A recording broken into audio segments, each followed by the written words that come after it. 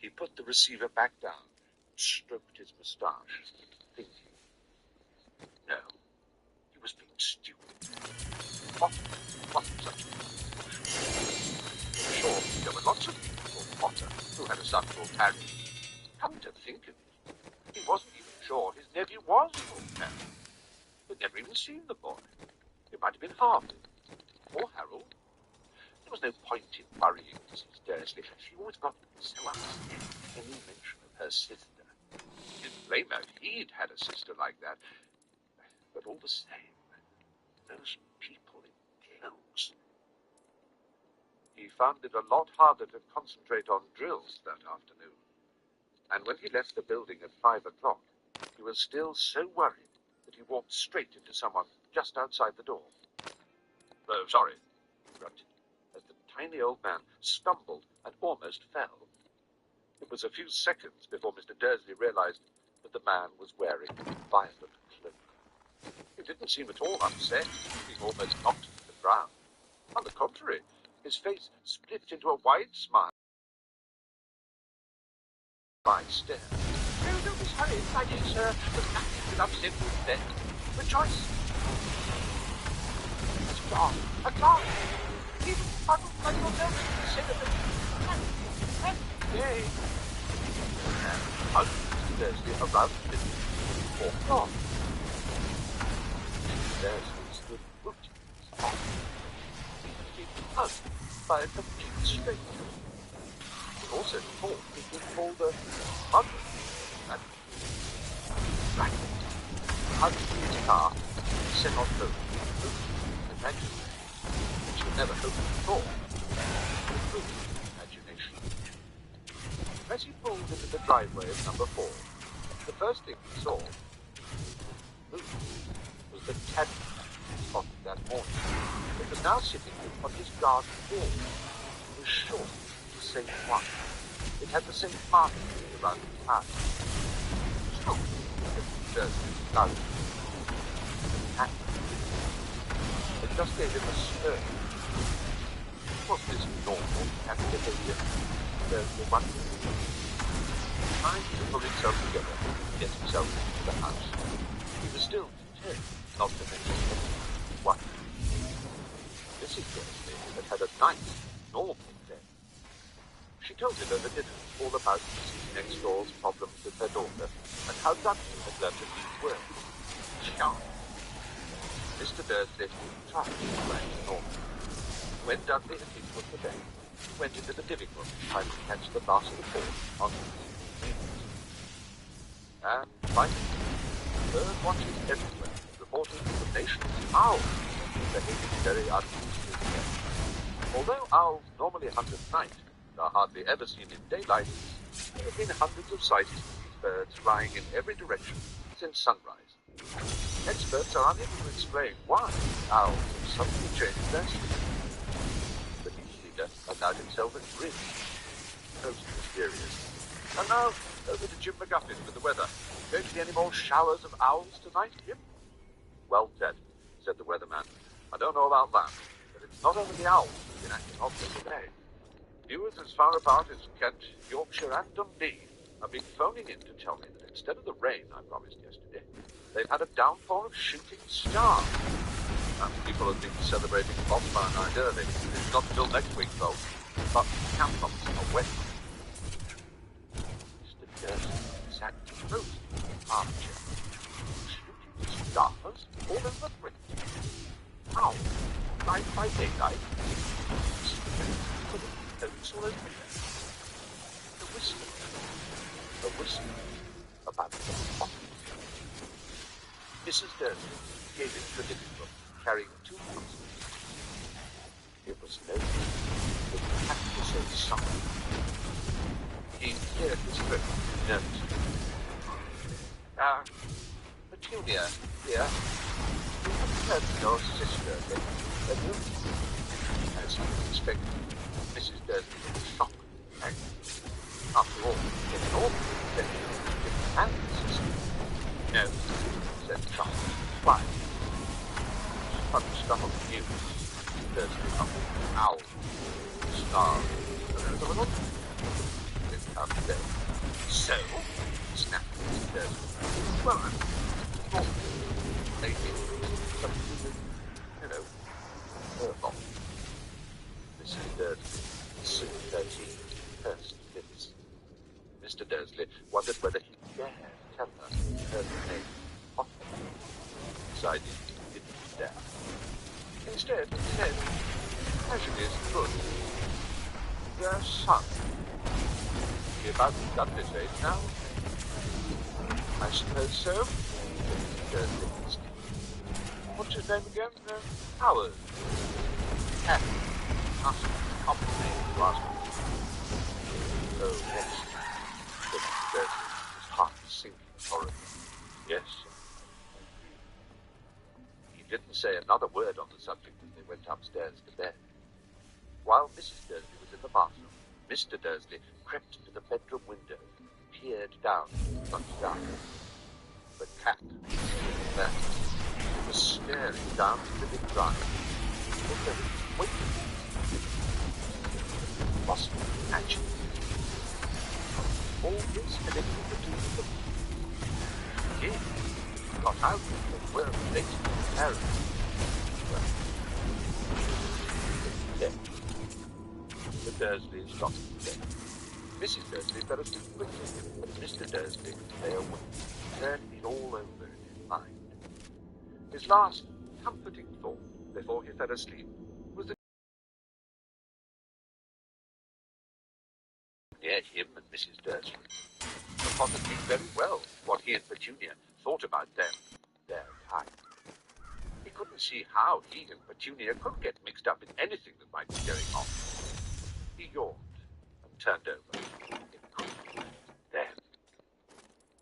How very wrong he was. Mr. Dursley might have been drifting into an uneasy sleep, but the cat on the wall outside was showing no sign of sleepiness. It was sitting as still as a statue, its eyes fixed unblinkingly on the far corner of Village Drive. It didn't so much as quiver when a car door slammed in the next street, nor when two owls swooped overhead. In fact, it was nearly midnight before the cat moved at all.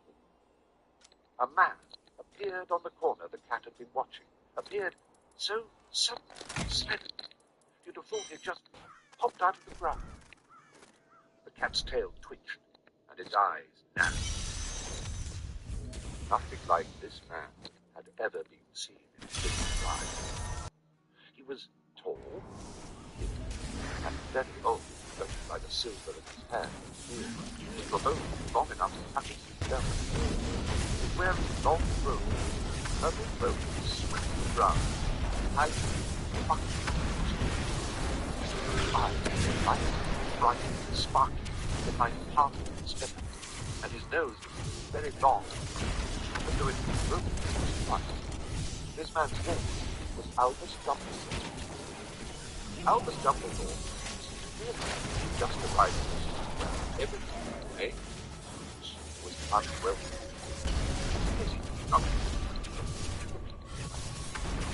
But he didn't seem to realize what he looked up suddenly. He was still staring at the other end of the street. For some reason, the sight of the cat muttered differently. It found what it was looking for inside the pocket. It seemed to be a silver cigarette. It held it, held it up in the air. The nearest street lamp went out into the little pocket. It was again. The next lamp ticked down. Every time it took out until both lights set in the whole street. I with the eyes of the cat watching. If anyone looked out their window now and the eyes dirty, they wouldn't be able to see anything that was happening down on the pavement. Dumbledore slipped the foot outer inside his grip and set off down the street towards number 4, where he sat down and walked next to the cat. He didn't look. He asked both. He spoke.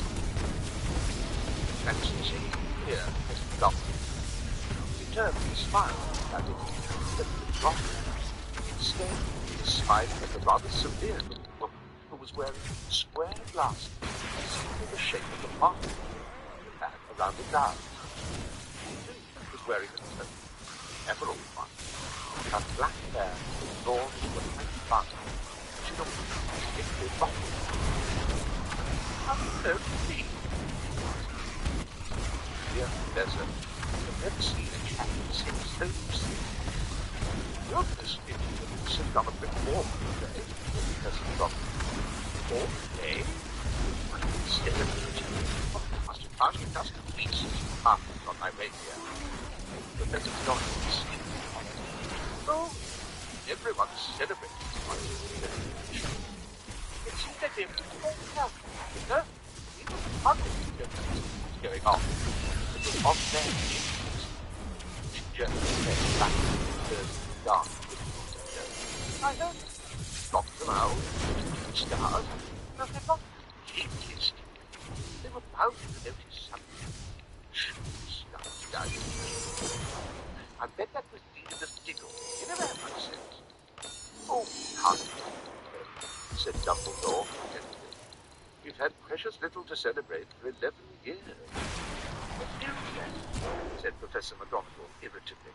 But that's no reason to lose our heads. People are being held like cats out on the streets in broad daylight, not even dressed in muddled clothes. Swap them over. To a sharp, sideways glance at Dumbledore here, as though hoping he was going to tell her something, but he didn't. So she went on. A fine thing it would be if, on the very day you know who seems to have disappeared at last, the Muggles found out about us all.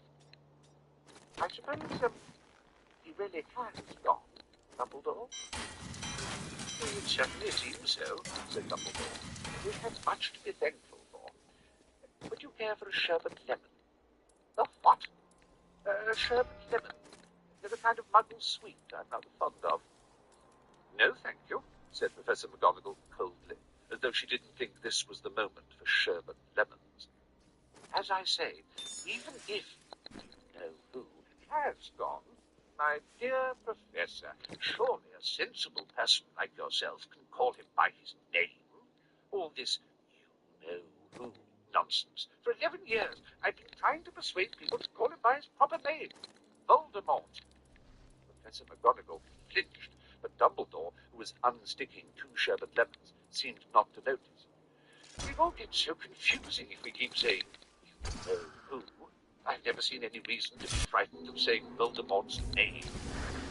I know you haven't, said Professor McGonagall, sounding half exasperated, half mad. Everyone knows you're the only one who knows people like Voldemort was frightened. That, said Dumbledore calmly. Voldemort had powers I have never had. Only because you're too well. No, use them. Lucky dark. Actually, much that country almost like my ear much. Professor McGonagall shot a sharp look at Dumbledore and said, now, I'm not the rumors that are flying around. You know what it was about my ears? About what finally stopped it. See, that Professor McGonagall reached the point she was most anxious to discuss, the real reason she had been waiting on the cold, hard wall all day. For neither as a cat nor as a woman had she fixed Dumbledore with such a piercing stare as she did now. It was plain that whatever everyone was saying, she was not going to believe until Dumbledore told her. Dumbledore, choosing another sherbet lemon, did not answer. What they're saying, she pressed on, is that last night Voldemort turned up and got his spot. He went to find the Potters. The rumor is that he lived with James Potter and they're dead. Dumbledore bowed his head. Professor McGonagall laughed. I didn't want to. Oh, Alex. I know. Professor McGonagall's voice trembled as she went on.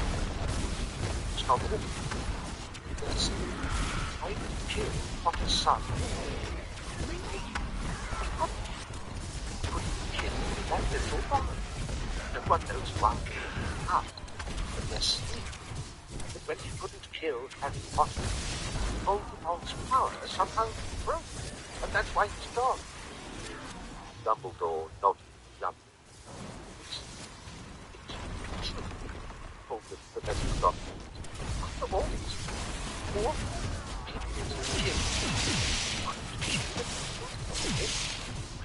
how the moment stop it. The next did Harry survive? You can only guess, said Dumbledore. We may never know. Professor McGonagall pulled out a lace handkerchief and dabbed at her eyes beneath her spectacles. Dumbledore gave a great sniff as he took a golden watch from his pocket and examined it. It was a very odd watch.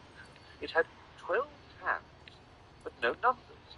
Instead, little planets were moving around the edge. It must have made sense to Dumbledore, though, because he put it back in his pocket and said, Hagrid's late. I suppose it was he who told you I'd be here, by the way. Yes, said Professor McGonagall, and I don't suppose you're going to tell me why you're here of all places. I've come to bring Harry to his aunt and uncle. They're the only family he has left now. You don't mean you can't be the people who live here, cried Professor McGonagall, jumping at her feet and pointing at number 4. You can't. I have been watching them all day. You couldn't find 2 people who are less like us. And even this son, I saw him kicking his mother all the way up the street, screaming for sweets. Harry Potter, come and live here. It's the best place for him, said Dumbledore firmly. His aunt and uncle will be able to explain everything to him when he's older. I've written them a letter. A letter? Repeated Professor McGonagall faintly, sitting back down on the wall. Really, Dumbledore, you think you can explain all this in a letter? These people will never understand him. He'll be famous, a legend.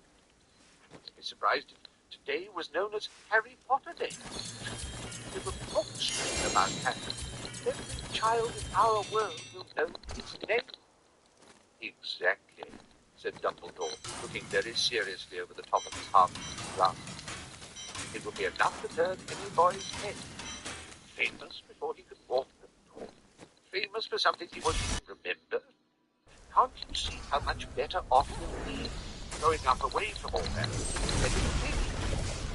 Professor McGonagall opened her mouth, changed her mind, swallowed, and then said, Yes, you're right, yes. How is the boy to do something? I know something, so she might be hiding Harry underneath. Heck. Why? I would trust Edward in my life, said Dumbledore. I'm not saying it was hard to in a white place, said Professor McGonagall. Pumpkin is not careless. Don't just what is that? The pumpkin sound broke from the silence around them. Grew steadily louder.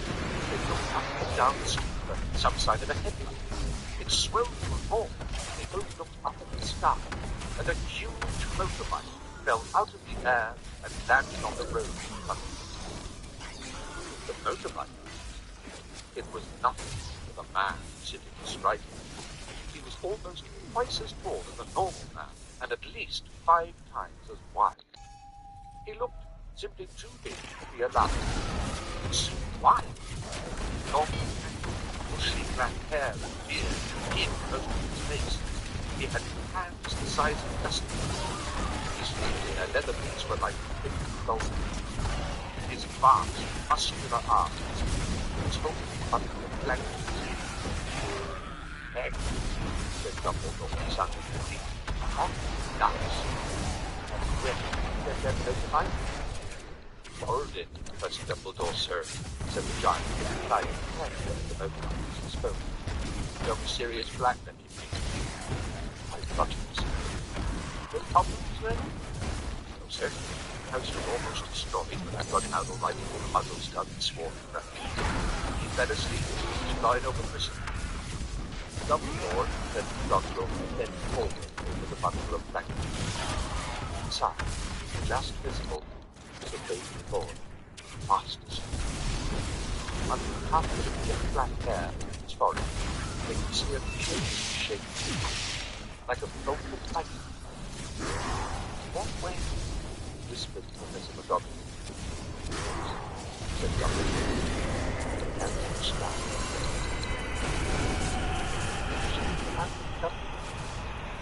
I could. Stars. I have one myself about my left wing. That is abundant underground. No, give him here, Hagrid.